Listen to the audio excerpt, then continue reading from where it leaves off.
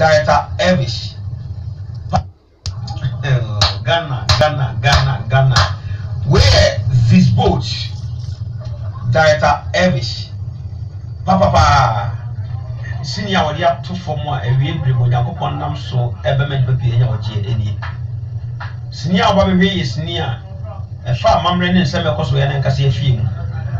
Scanny brandy and the brandy, and my baby. It's Mukumuni baby and so to Mukuno. They can force the way as a mom.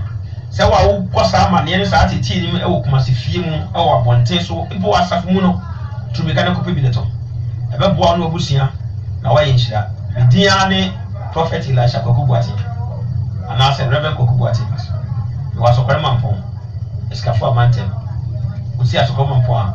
Also, we have brought him a fee, Escafo Mountain, we have a church, no, a living fountain Baptist church.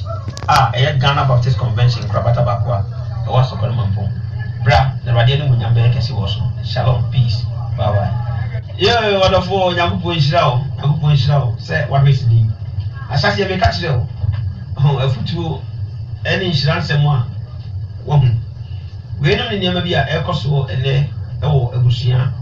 I would do. A nipa be the librechi and I'm swama a binum a savvy.